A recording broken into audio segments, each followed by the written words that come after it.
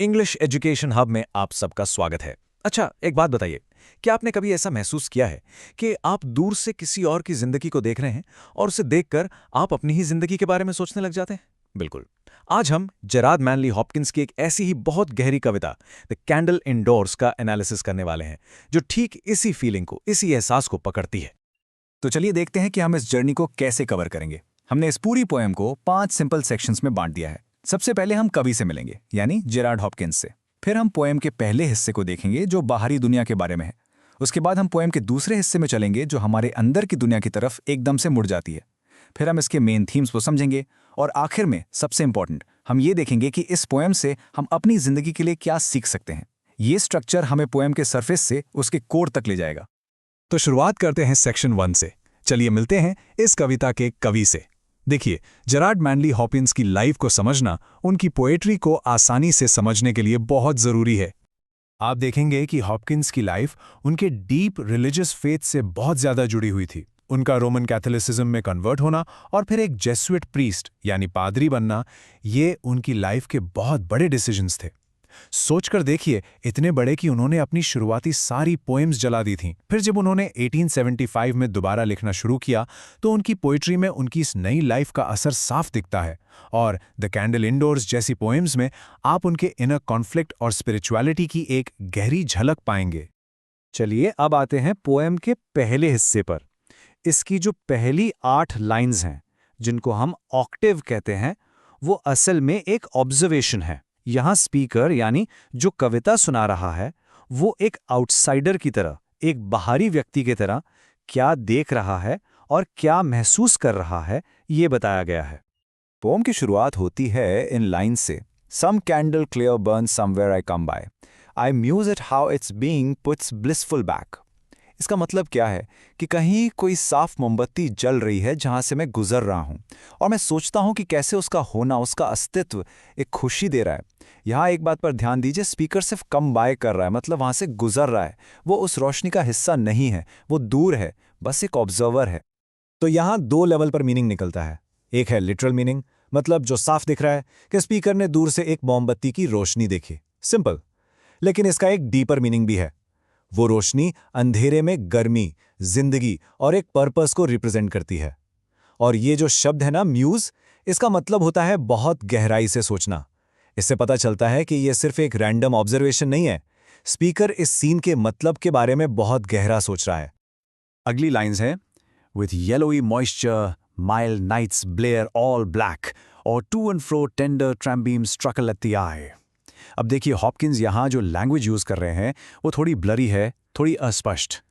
येलोई moisture, Blair all black, ऐसा लग रहा है जैसे हम सीधे स्पीकर की आंखों से देख रहे हैं और सीन एकदम क्लियर नहीं है। शायद दूरी की वजह से, या शायद आंखों में आंसू हैं, हु नोज। तो इससे क्या पता चलता है कि जो रोशनी है वो जेंटल है, सॉफ्ट है, येलोई मॉइस्चर माइल्ड, लेकिन एट द सेम टाइम वो अनस्टेबल भी है। रोशनी की जो किरणें हैं उन्हें टेंडर कहा गया है, पर वो ट्रकल भी करती हैं, जिसका मतलब है कांपना या फ्लिकर करना। ये जो अनक्लियर विजन है ना, ये असल में स्पीकर की इमोशनल स्टेट को दिखा रहा है। वो उस गर्मी के लिए, उस जिंदगी के लिए तरस रहा है, लेकिन वो उससे अलग है, दूर है, एक सेपरेशन की फीलिंग है यहाँ।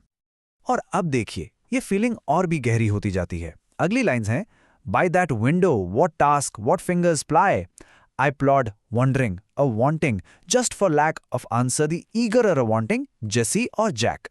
मतलब वो सोच रहा है उस खिड़की के पास कौन सा काम हो रहा है, किन लोगों की उंगलियां चल रही हैं, और मैं बाहर भारी कदमों से चल रहा हूं, सोच रहा हूं, चाह रहा हूं, और जब कोई जवाब नहीं मिलता तो मैं और भी ज्यादा चाहने लगता हूं, जेसी या जैक को, किसी को भी।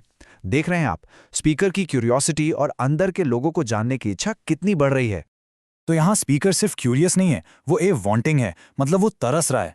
अंदर लोग हैं जो काम कर रहे हैं, एक पर्पस के साथ जी रहे हैं, और बाहर वो प्लॉट्स कर रहा है। प्लॉटिंग का मतलब होता है थके हुए भारी कदमों से चलना, बिना किसी एनर्जी के। और वो जेसी और जैक को जानना चाहता है, यानी किसी भी आम इंसान को जो एक पर्पसफुल लाइफ जी रहा हो।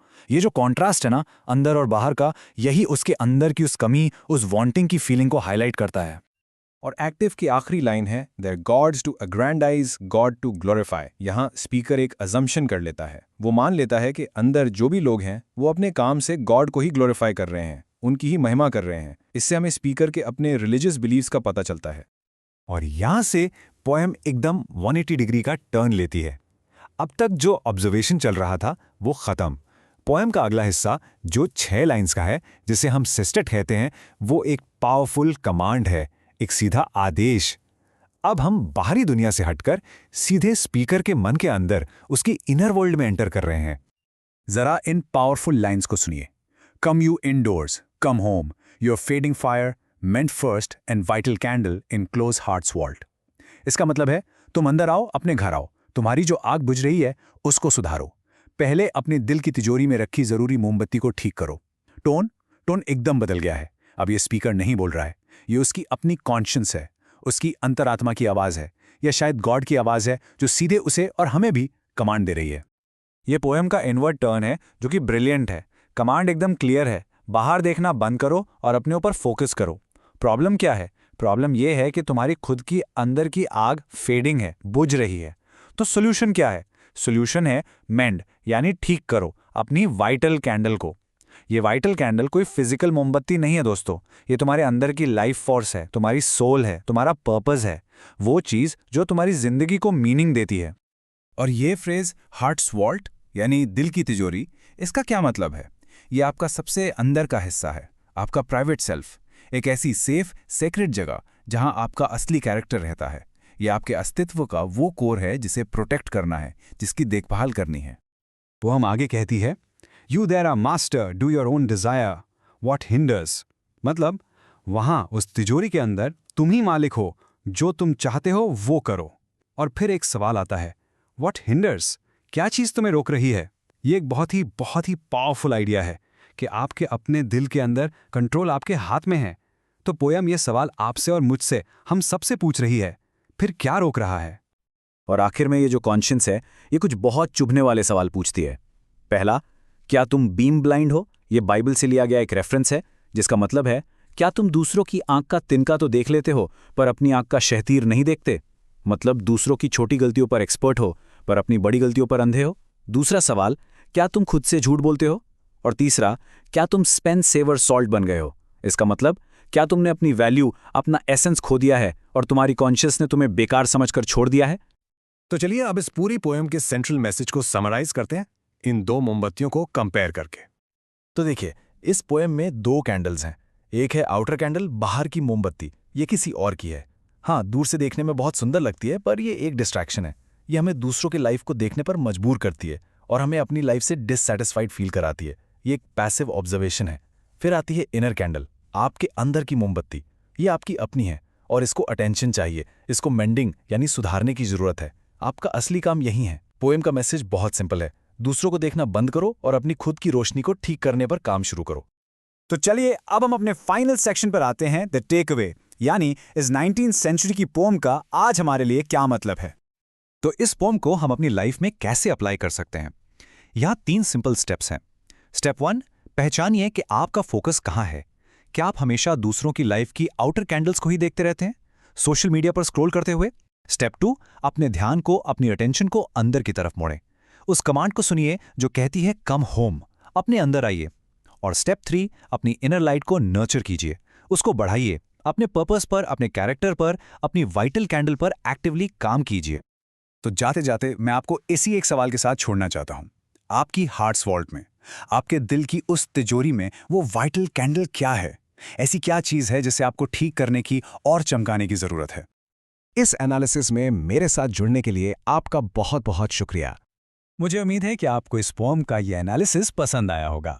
अगर आप लिटरेचर को इसी तरह आसानी से और गहराई से समझना चाहते हैं तो ऐसे और कंटेंट के लिए सब्सक्राइब करना मत भूलिएगा।